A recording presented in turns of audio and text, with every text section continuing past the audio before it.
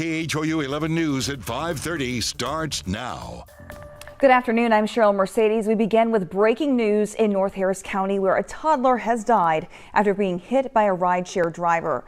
This happened on Waverly Drive late this afternoon. The sheriff says the Uber driver dropped off a family and proceeded, not knowing that the little girl was in front of his SUV.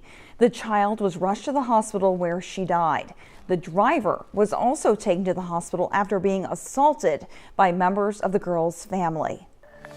Now to the weather, where it appears some of the lingering showers in the area are now winding down. We also saw another round of storms overnight. Let's bring in meteorologist Pat Cavlin. Pat, what's happening right now and what's in store for the beginning of this week? Things are starting to wind down across the area. We still have a couple of storms down towards the coast, but the beginning of the week looks a lot better. Live look here from the top of our studios in the Galleria. There's Westheimer looking out to the west. We made it to 78 degrees today with a little bit of sunshine out there. Felt really nice. We're going to see some cooler weather come in, though, as we get into the start of the week. Sunset coming up tonight in exactly 2 hours at 7:31. So some light showers moving across the city over the last 3 hours. All of that has now since faded away. We've now got dry conditions across Harris County. Down to the south, though, watching two big storms. One now just starting to move out towards the San Luis Pass here, just crossing over areas like San Luis Pass and the West End beaches, scraping by Jamaica Beach as well. A lot of lightning with that cell. And then another one right behind it here coming in just to the north of Bay City. Neither of these are severe, but they are punchy. So maybe some small hail,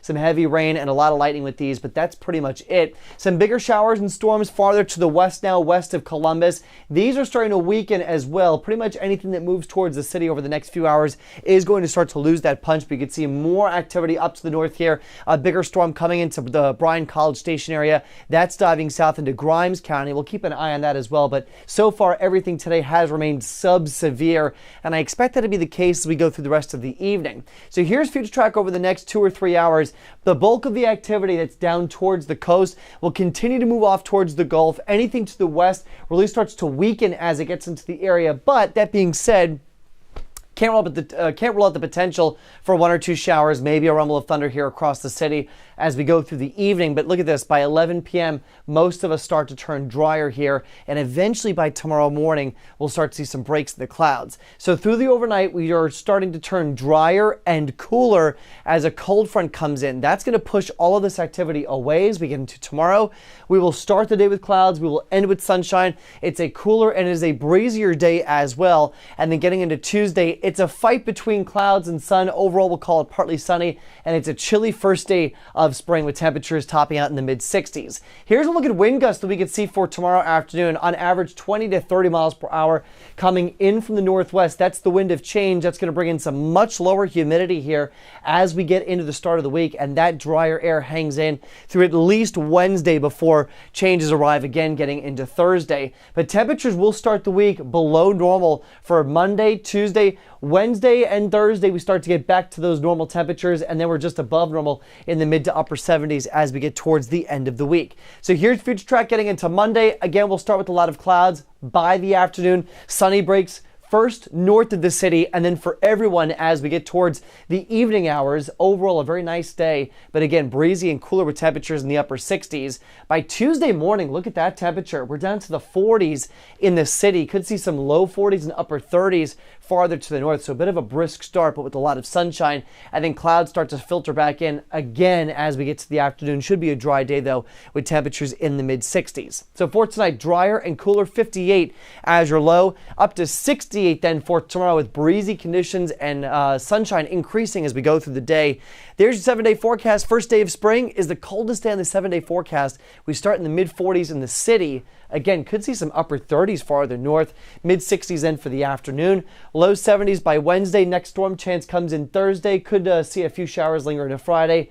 And right now, Cheryl, my pick of the week, Saturday. A lot of sunshine finally with temperatures back into the mid and upper 70s. All right. Love to see the weekend ahead. Thank you so much, Pat. A man shot and killed by a Montgomery County deputy overnight has been identified as Iñirman Jose Munoz, a 39-year-old man from Humble. Officials say the deputy was trying to pull over Munoz around 3 o'clock this morning when they came upon an accident on I-45 near Pruitt Road. The wreck forced Munoz and the deputy to stop. And here's what authorities say happened next. As the deputy exited his vehicle, The suspect threw the vehicle in reverse while racing the engine, slamming into the patrol vehicle, knocking the deputy to the ground. Deputy, fearing for his safety and those of the emergency personnel that are on scene, discharged his weapon. Munoz was pronounced dead at the hospital. A deputy was treated at the hospital and released. A decision from the U.S. Supreme Court on Texas's border security could come tomorrow. SB 4 would let state and local police arrest anyone they suspect of crossing the border illegally. The Justice Department sued to block the law, saying it oversteps federal authority. Last week, the High Court extended a pause on the law until tomorrow at 4 p.m. Central. Also tomorrow, the High Court will hear oral arguments in a free speech case. Specifically, justices are being asked to decide whether the government crossed the line when it pressured social media platforms to take down posts it believes spread misinformation about COVID and the 2020 election. On this final day of rodeo, officials christened the Rodeo Hall of Fame. 3 people filled the first Houston spots. Katira Winfrey has more from NRG. For 92 years, the Houston Livestock Show and Rodeo has left its mark on Houston, and countless people along the way have helped secure its spot at the top. But for the first time, 3 are being inducted into the Rodeo's Hall of Fame. You put those 3 together, they hit 3 different levels and 3 different buckets, but they've all earned it, and we're so happy to recognize them. First up, Mike Servey. He's been working behind the scene for 50 years, producing the rodeo, bringing in top stock. When you consider this the biggest rodeo in the world, which we're involved in, my boys look up to it because it gives us something to work on. Next up is the voice fans have come to know, Bob Tallman. For 45 years, he's welcomed rodeo fans with his famous line, "Hello, Houston." And he has no plans of putting down the mic anytime soon, adding he's just a voice among hordes of volunteers who keep it all going. Talk about this, $600 million. We're going to talk about agriculture. We're going to talk about all the champions. We're going to talk about the old Astrodome and the new NRG.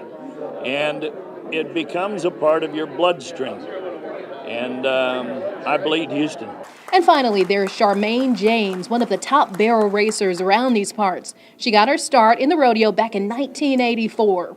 Her skill has won her a few champions and some big bucks. I think that this all started with a love for my horse.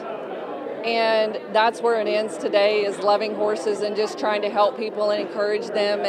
And it's not always easy, but when things are down, that's when you learn the most. These 3 proudly kick off another piece of the tradition tied to the Houston Livestock Show and Rodeo. Reporting in Houston, Katira Winfrey, KHOU 11 News. That's all we have for now. We'll have more news for you tonight on television at 10.